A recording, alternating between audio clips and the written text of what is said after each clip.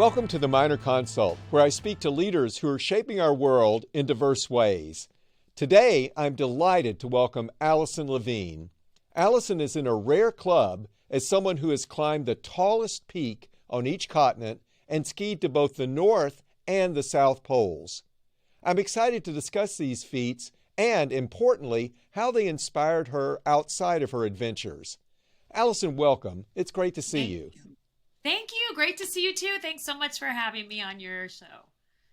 Well, what you've accomplished in your career is a testament to your skill, your resilience, and your tenacity. Are these traits instilled to you by your parents? Well, I think part of it goes back to the fact that I grew up in a very tough love family. So no whining, no crying, no complaining. That was kind of always the rule. And when I was younger, I always had these dreams about going to these remote places. I think because I grew up in Phoenix and it was so damn hot in the summer that I like to read books and watch documentaries about these really cold environments. Antarctica, the North Pole, these big mountain ranges. But I never thought I would go to those places because I had some health challenges. So I was born with a hole in my heart that got bigger as I got older. I wasn't properly diagnosed until I was 17 because, as I said, I grew up in a tough love family. So every time I complained about, I can't breathe, I feel like there's an elephant sitting on my chest, my mom would say, "You're fine. You're probably just nervous for your piano recital." And I would say, "No, I don't think that's it." She'd be like, "How do you know?" I'm like, "Because I don't even take piano lessons." It was my brother that took the piano lessons. I actually took guitar lessons. So I know they talk about these, helicopter parents. I like to joke that I had space shuttle parents because I know they loved us, but they weren't super tuned into what was going on. So in a sense, I do feel like my upbringing and my parents gave me this sense of resilience, but it wasn't because they taught me that I should be resilient. It was more that we weren't allowed to whine, cry, or complain. So I just had this, I think, natural sense of resilience as a result of that. So you were 32 and working in the corporate world when you began your ascent of Mount Kilimanjaro. How did you decide to do that? And it was the first milestone on your way towards the Adventure Grand Slam, and of course so many other things. But it was a big life change at an important point in your career development. Can you walk us through that process? Sure. So I had my first heart surgery when I was 17. That one was not successful, but I had another one when I turned 30. And at that point, this light bulb went on in my head, and I thought, okay, wait a minute. If I want to know what it's like to be this crazy guy, Reinhold Messner, and ski 600 miles across Antarctica to the South Pole, then I should go to Antarctica and try to ski to the South Pole. If I want to know what it's like to be these mountaineers going to these remote mountain ranges, then I should go to the mountains instead of watching documentaries about them. And if these other guys can do this stuff, why can't I do it too? And so I climbed my first mountain with, as you mentioned, it was Kilimanjaro. I was 32 years old, and I had plans to go over there with two girlfriends. And I wanted to do something I wouldn't have been able to do before, something I had read about, something I had dreamed about. And then 2 weeks before we were supposed to leave for Tanzania, my two girlfriends decided they wanted to go to Club Med in Cancun instead. So I had no desire to go to Club Med because, again, growing up in Phoenix, warm weather wasn't a big deal for me. So I just used frequent flyer miles that I had, and I went to Tanzania by myself. I found a local guide at the base of the mountain, I think for about $300. And I just went up the mountain with this local guide and local porters. And I'm sure there's a lot of people listening to this podcast that have also climbed Kilimanjaro. It's not a technical mountain. You don't need any special gear or equipment. You just need stamina. You just need to understand that the altitude is going to make you feel uncomfortable, but even though you feel uncomfortable, you can keep going. And those are the people that get to the top of the mountain. And that's so true in so many other aspects of life, isn't it? And then after Kilimanjaro, there were 5 more mountains in the next 3 years, each more challenging than the next. And what kept you coming back? And was there ever any moment when you thought, why am I doing this? And or did you always know that this is a milestone you wanted to complete at that point in your life? Well, I never really set a goal to complete the 7 summits, which is the highest peak on every continent, climbing the highest peak on each continent. It just sort of happened. And I would typically go to these mountains by myself, and I would meet other people there and stay in touch with them and form these great relationships. And so then I would just ask people every time I had a break from grad school. So I started climbing right before I started the MBA program at Duke, and we were on 6-week terms. So I had a break every 6 weeks. And so I would just communicate with these people. I'd reach out to them and say, oh, I have a break coming up in October or December or March. I have some time. Where would you recommend that I would go? And a lot of times they would say, well, we're going to Mount Elbrus, or we're going to Karsten's Pyramid, or we're going to Aconcagua. And so I would just join up with other people. And so it was just kind of a coincidence that I ended up climbing the highest peak on each continent. It wasn't like I set out to do that as a goal initially. But things just kind of snowballed from there. And then every time I would have a tough climb, or I would feel like I couldn't keep going. I would feel so uncomfortable, just exhausted, banging altitude headache, feeling like I was going to puke. I would think, okay, maybe I should turn around. But then I would think, all right, hang on, because I felt like this before, which was on Kilimanjaro, the first mountain I ever climbed. The reason that one was so important is because it was my first time at altitude. And so, of course, I felt uncomfortable, because everybody feels uncomfortable at 19,000 feet. But as I was approaching the summit, I thought, I'm not going to make it. I feel like I'm going to puke. I have a banging headache. I'm going to turn around and go down. But before I do that, I'm just going to take a couple more steps. Mm-hmm. And so I would take a couple more steps. Okay, well, I know I'm going to turn around and go down, but I'll just take a couple more steps, and then I'll turn around. Just take a couple more steps. All right, well, hang on. Now that I'm here, I'm just going to take a couple more steps. And then eventually I found myself on the summit of Kilimanjaro. And so on every subsequent climb where I felt like I don't think I can keep going, I would think, okay, wait a minute, because I have felt like this before and I kept going then. And so I can keep going now.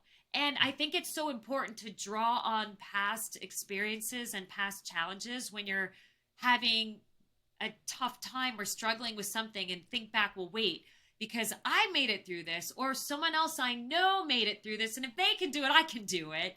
And so those past climbs where I struggled really helped me on future climbs where I felt like I was really pushing myself and really outside of my comfort zone and feeling a bit overly challenged. I thought, well, I did it before, I can do it now. And feeling overly challenged isn't a reason to quit, and it isn't a reason to turn around. So, tallest peak on 7 continents. What climb are you most proud of?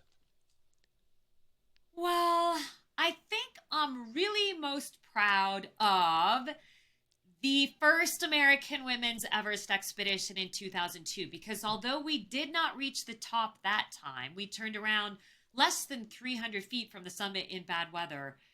It was an incredible experience because we were the first team of American women to even try something like this, and it was an altitude record for every member of the team.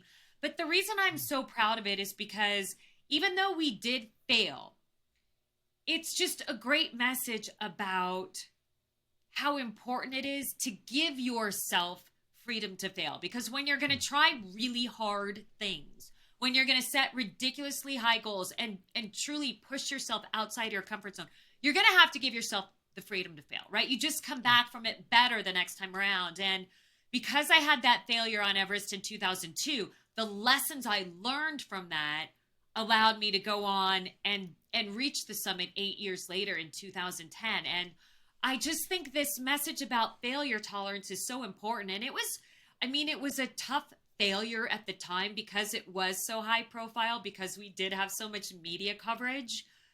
We did the whole morning show circuit, and the evening news anchors interviewed us. 450 media outlets followed our climb, which was a lot back then. It was before social media. Thank God. And then we failed. And so we had to do this post-expedition media tour where everybody was so focused on our failure. I was the butt of Jay Leno's opening monologue joke. That did not feel good. And just, again, having such a high-profile failure was very difficult to go through. But, taking all the learnings from that failure and applying them to future climbs has been invaluable to me. And also, when you think about the first two people to summit Mount Everest, Sir Edmund Hillary and Tenzing Norgay, right? Pretty famous guys. Those guys had the benefit of all the data, all the research, all the information from those earlier climbers, because there were a lot of guys that got out there on that mountain and tried it first. They didn't make it, so they never became household names. But if those guys hadn't had the guts to try it when they did, maybe Sir Edmund Hillary and Tenzing Norgay would never have made it, because they had all the information from those previous climbers. So I always tell people, when you're going to try really hard things, give yourself that freedom to fail, because first of all, you come back from it better the next time around. But also, you never know who's going to be following in your footsteps, who will go on to climb really big mountains, right? Who will go on to achieve really big things because of your past experience, even if you didn't have the outcome that you wanted at the time. Can you talk about that decision? As you were mentioning, it was a very high-profile climb back in 2002. And how did you reach that decision? And you were with a group, obviously. You'd worked with this group for a long time. Did you reach it collectively? Did everyone come immediately to the same conclusion that it was time to turn back? But can you walk us through that process? And maybe also, how did making that decision inform your future experience as a leader? So the problem is when you're making that decision, you can't think about all of that stuff. You can't think about who you owe, who you want to, give publicity to. You have to make decisions based on the health and safety of the team. That's always the number one goal. And I think what people forget is that the summit of Mount Everest is the halfway point. It's not the goal. Number one goal, come back alive. Yeah. Right? Number two, come back with all your fingers and toes. Number three, come back having learned a lot of great lessons and as friends with the people that you're with. So there's a lot of goals that come before getting to the summit. And the majority of deaths that occur on that mountain occur after people have reached the top, because they use everything they have in them to get themselves to the summit. And then they don't have enough left in them to get themselves back down. So when faced with deteriorating weather, as we were, the question isn't, do we have another 2 hours to make it to the top? It's, do we have another 2 to make it to the top and potentially another 7 or 8 to get back down? And it was clear to all of us, in our group, that we did not have enough time left of a decent weather window. So everybody was in agreement about turning back.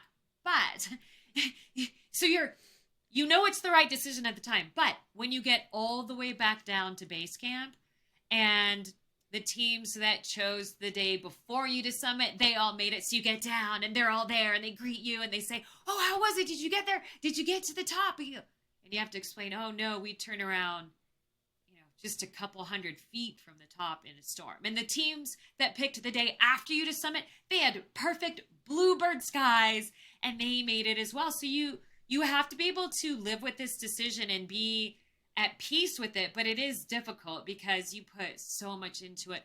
All the training, you're on that mountain for 2 months. Yeah. And just thinking, oh, am I ever going to get another 2 months off of work? Am I ever going to find another corporate sponsor? It's not so easy.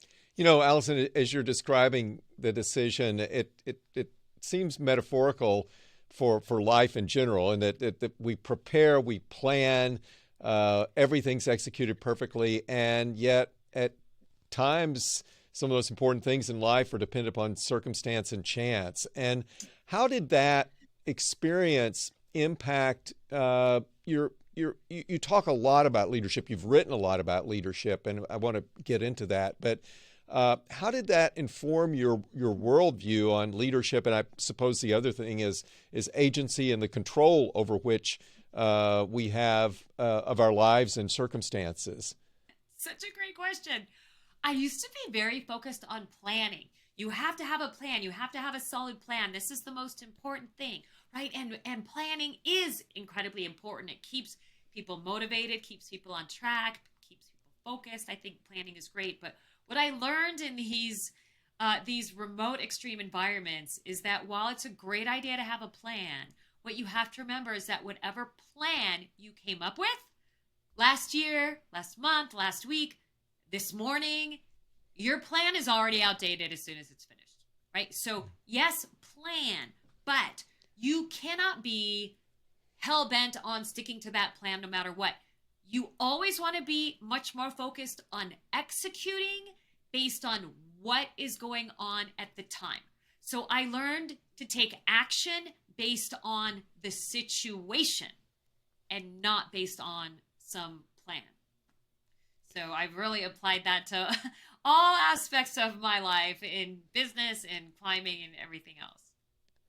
Well, in addition, you made the pivot from corporate America to adventuring, and then another pivot to really focusing full-time on writing and speaking about leadership. Can you talk about what inspired that pivot to writing and speaking? Yes. So I initially was at an event they were called the Anaheim Angels baseball team at the time. Then they've changed their name a bunch of times, the California Anaheim Angels, but they were the Anaheim Angels at the time. And during their spring training, which was in Arizona, they gave away this award for courage in sports. They gave it to 2 pro athletes and 2 amateur athletes. And I was one of the amateur athletes getting the award for courage in sports. And nobody told me I was supposed to write a speech. And so I show up at this award ceremony, and the production people said, "Oh my God, somehow we don't have your speech in the teleprompter. Can you give us, do you have it?" And I said, "Speech? Nobody told me I was supposed to write a speech." And so I literally downed 2 glasses of wine, went in the ladies' room and wrote some notes on a napkin. And I delivered this acceptance speech, which somehow ended up to be really funny. And so the MC for the event was this guy named Lynn Swan, who's a former NFL player, and he did Monday Night Football. And he came up to me afterward and he said, "Okay, you just crushed that. What do you do for a living?" I said, "I work in finance." And he said, "You could make a living as a speaker." And I said, "No, you have to be famous. You have to be an athlete. You have to be Lynn Swan to make a living as a speaker." And he said, "No, you don't." And he started rattling off some names to me, people I'd never heard of. And he said, "You ever heard of these people?" And I said, "No." He said, "See, they're not household names and they're doing really well in the speaking circuit." And he said, if you don't like finance at any point and you want to transition, I really think you could have a career in that. They're very compelling stories and lessons. And you talked about a few, but maybe could you highlight 1 or 2 more that is the most impactful lessons that Yes. adventures and extreme sports have taught you in terms of your worldview, also importantly in terms of your view of leadership and business? Yes. So the 2 I would choose to share, first of all, one is a lesson I learned going through the Khumbu Icefall. And people watching or listening, you can Google Khumbu Icefall to get some photos of it online. It is an incredibly frightening part of the mountain on the south side of Mount Everest. It's 2,000 vertical feet of these big, huge ice chunks. And these ice chunks are the size of small buildings. And what happens is the sun comes up, everything starts to melt. These ice chunks start to shift around, so you're in constant danger of being crushed. And then there's also these, to make it scarier, these big, huge open crevasses, these big openings in the glacier where you could fall hundreds of feet to your death. It is an incredibly frightening part of the mountain. And what you have to remember is that even though you're scared going through the Khumbu Icefall, you still have to keep going, because when you stand still, that's what puts you at risk, right? When you stay still in that icefall, that's what puts you at risk of having a big block tumble on top of you or having a ladder fall out from under you. So you have to keep moving through that icefall. And it's where I learned such an important lesson, which is that fear is okay. Fear is okay, people. It is just a normal human emotion. Complacency is what will kill you. Allow yourself to feel fear, but do not let it paralyze you. You have to keep moving in the face of fear. And what I learned is that you can be scared and brave at the same time. You can. You can be scared and brave at the same time. So that's one lesson. And then the other lesson that I learned in the mountains is that you do not have to be the best, fastest, strongest climber out there on the mountain every day. I used to always be so concerned about that. Watching other people blow by me. Oh my gosh, I'm not as fast as that guy. These guys, I'm about 5'4". So I'd see these 6'4" guys, a foot taller than me, longer leg span, bigger lung capacity, just fly by me. And I think, maybe I'm not cut out for this. Maybe I'm not good enough for this. I don't think I'm going to be fast enough. I don't think I'm going to be strong enough. And all this doubt would creep into my head. And what I learned when I finally summited Mount Everest is you don't have to be the best, fastest, strongest. That's a good way to burn out. If you get out there every day and give it 1,000%, you're probably going to burn out. So you don't have to be the fastest. You do have to be relentless about putting one foot in front of the other. That's how you get to the top of a big mountain. You put one foot in front of the other. And maybe you don't have perfect visibility. Maybe you can't see what's coming at you down the trail, but it doesn't matter. You don't have to know what's coming at you down the trail in order to keep moving toward a goal. That's great. Alison, you shared so many important lessons, but one fundamental lesson, and it comes out all the time in your writing, is how ordinary people can do extraordinary things. If and maybe that's where you could expound a bit further. What's the if? What do the people listening or watching today who've thought about taking on a big challenge, but there are always 100 reasons why it's not the right time or it might fail. What advice do you have, and how do we, each of us, find that extraordinary experience, that extraordinary attribute or opportunity that we've always sort of known is there, but that we've never really pursued? This is such a great topic. I feel like I could do an entire interview just on this topic. So I believe that we get one shot at life on this planet. Maybe I'm wrong. I hope I'm wrong. I hope we get multiple rounds to come back. But as far as I know, we get one. And for me, I just started feeling like I think I only have one life. And I don't ever want to look back and think, what if? What if I would have tried this? Or what if I would have done this? And so I like to try all kinds of new things because I think that's what makes life exciting. But for people who think, oh, I could never because I'm not this or I'm not that, I'm too old, I'm too young, I don't have the money, I don't have the time, you can find it. If this is something that's important to you, you can find the time, you can raise the money. You're never too old to reinvent yourself and try something new. And so I think if people are feeling a lot of fear, like maybe they want to try something, but it feels overwhelming, I'm going to quote a friend of mine, Leslie Blodgett, who is a beauty company entrepreneur, and she wrote a book called Pretty Good Advice. And she said, all these people talk about setting the bar high. She said, I like to set the bar low because I know I can clear it. And then I set one a little bit higher, and then a little bit higher, and a little bit higher. And pretty soon, I've made a ladder, and I can climb as high as I want. And I really like that because instead of just thinking about something feeling like, oh, it's too much, it's too big, that's a no. Find something that's not quite as big and make that leap. And then once you get there, it's a little bit easier to get to the next one and get to the next one.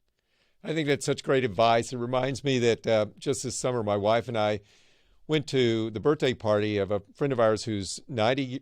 We celebrated his 90th birthday. And at the age of 83, he hiked the Camino de Santiago, the full length, which he'd spent a couple of years preparing on, shorter hikes. And he took the time he needed from one point to the next, but quite an achievement, and is contemplating what he's going to do next. So That is amazing. There's so much more that inside of each of us. I think that's one of the messages from. Yeah, we need to hear these stories about your friend, right? Right. Doing it at his age. So for people that say, oh, I'm too old for this or I'm too old for that. No, you're not. You're not too old for anything. And I think the more we hear stories about this, especially people doing things later in life, the more inspired the rest of us are going to be to, keep pushing our boundaries a little bit. Maybe we could shift gears now and talk about women in mountaineering. And mountaineering and polar exploration are sports historically dominated by men. And I'm curious what your experience has been as a woman in this domain, and how does it compare with your experiences in corporate America? I think for me, it's important to be a bit of a trailblazer because of that saying, if you can see it, you can be it. I know other women needed to see us on the mountain in order to feel like they could go try these big mountains and be on these big expeditions, that there was a place for them, that they did belong there. And same thing when I was back on Wall Street, this was 99, 2000, 2001, 2002, there weren't that many women. And I think there are many more women represented in some of these industries now. But remember, the younger generations, they're looking at us, right? And they want to see leadership in us. And they want to look at us and say, oh, if she can do it, I can do it. And so I think it's important, for women, for, people of color, there's just a lot of different groups that need to see themselves in these jobs. They need to see others in these jobs before they can see themselves in these jobs. And so that's part of what was really fun to be on Everest in 2002. There were very few women going to big mountains. And we would have people wander into our camp and say, I heard there was a rumor there were a bunch of women here and I had to see it for myself to believe it. So they would wander into camp and people would bring us gifts and cheer us on. But I will say we also had people that definitely did not want to see us succeed. We had people that even threatened us on the mountain. We had people complaining about our media coverage because we were the first American women's Everest expedition. We were getting it because we were the first team of American women to try something like this. And there were 5 of us, but we had over 100 years of cumulative climbing experience between the 5 of us. None of us were rookies, and we would have people that, I would see blogs that they wrote or things they would post online that we didn't belong on the mountain and we weren't experienced enough to be there, and we certainly were. You've also been instrumental in highlighting the story of the first Nepali woman to summit Mount Everest back in 1993, and you produced a documentary that came out earlier this year. Why is it important for her story to be told now? Thank you for asking about her. She is such an inspiring person to me. So this woman, her name was Pasang Lhamu Sherpa. She was the first female Sherpa and the first woman from Nepal to summit Mount Everest. So many people may not realize that Sherpa is actually an ethnicity. A lot of people think Sherpa means carrying things up a mountain. And most of the people that work in the Himalayan range and the mountains are of Sherpa descent, but there's also Sherpas that are doctors and lawyers and teachers and farmers and other things too. So this woman, Pasang Lhamu Sherpa, she grew up in poverty, but she saw her brothers and her uncles and her father climbing Mount Everest, and she had a dream to climb Mount Everest as well. And so she thought, well, I should go climb this mountain. It's right here in my backyard. But at the time, this is in the late 80s, early 90s, the government of Nepal did not support female Sherpas climbing. They thought the women should be home taking care of the families and only the men were supposed to climb. And Pasang couldn't read, couldn't write, couldn't even speak the national language because Sherpas speak a different dialect. Yet she found the courage to fight the government of Nepal for equal rights for all women in the country. And she was finally granted access to the mountain. She tried 3 times initially, unsuccessfully on her first 3 attempts. Finally summited on her 4th attempt, but she died on the way down. So she never got to tell her story. And I think it's such an important story for people to know about because it really proves that regardless of race, gender, socioeconomic background, you can change a country if you just have courage. That is the only thing that this woman had going for her. Everything else was working against her, right? She was Sherpa, an ethnic minority group in Nepal. They're Buddhist and a Hindu culture. She was a woman. She couldn't read. She couldn't write. She was born into poverty, but she became one of Nepal's most famous contemporary heroes. And she's even on the Nepali postage stamp. Every kid in Nepal learns about her in school. Everybody in Nepal knows Pasang Lhamu Sherpa, but no one outside of the country knows her story. And I just think it was time to bring her story to the world. So I'm the executive producer of the film. And we're hoping the film is finished. We're on the film festival circuit. We're hoping it will be available on a streaming platform in maybe early first quarter 2023. Wonderful. So the film is called Pasang in the Shadow of Everest. So people can look out for it in hopefully April 2023 or right around there. Great. I look forward to viewing it and learning from it. So, Alison, this has been wonderful. There are two last questions that I like to ask all of my guests. And first, what do you think are the most important qualities in a leader today? Oh my gosh, there's so many. So I think the most important thing is to remember that the health and well-being of your team has to trump everything else. Mm-hmm. And when people believe that their leader cares about their well-being and cares about them as a person, not just as a job function, that's what instills trust and loyalty. That's what builds that trust and loyalty on a team. And when there's trust and loyalty on a team, that's what creates a high-performing team. And that's what gets a team to keep going past the point where they thought they might not be able to go. That's how you get people to go on to achieve extraordinary things together, right? When they feel that bond, when they feel that trust and loyalty with their teammates and from their leader. So I think that's really important, is developing trust and loyalty is the best way to lead. And in order to develop that trust and loyalty, people need to know you care about them as an individual, not like, hey, how's the finance department doing today? Everything good? No. They want to hear, hey, your son had a soccer game yesterday. How'd it go? Did they win? How old is he? How long has he been playing? That's how you tell people you care about them, is when you care about them as a human being, as a person, not as a person in a job function. Such wise advice. And finally, what gives you hope for the future? My dog. No. He's the only thing I have faith in right now. What gives me hope for the future is that I think younger people today. So I'll tell you what gives me hope for the future, and then I'll tell you what concerns me about the future. And young people today, I think, care a lot more about leadership. I think they care about the planet and, taking care of the planet. Obviously, the environment's important to me and the types of things that I do. And I think in general, they are more focused on like mental health and well-being. And I think that is something that's so important, especially in today's age of social media, which I think is terrible. I think Instagram, Facebook, I know people love these platforms, but I think they do so much damage. I am not a fan. I rarely post, and when I do, it's usually just a picture of my dog. I don't post very often.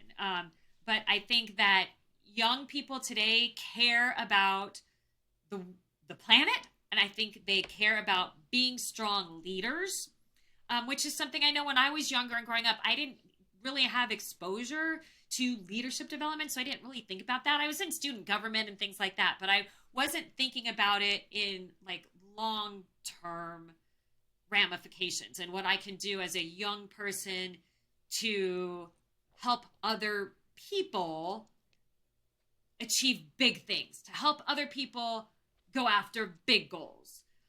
So it gives me hope that I have a lot of faith in young people in one respect, but the other thing that worries me and that just keeps me up at night is the lack of, I would say, like acceptance of differing political beliefs and this trend of young people feeling like they're unsafe because somebody with differing political beliefs is coming to speak on campus. And they're not coming to speak about anything political. Maybe they're coming to speak about the environment or the economy or something like that. But somebody read somewhere that 5 years ago that this speaker was pro-life. And so we don't want them coming to campus because we don't feel safe. And I'm like, how are you connecting these dots?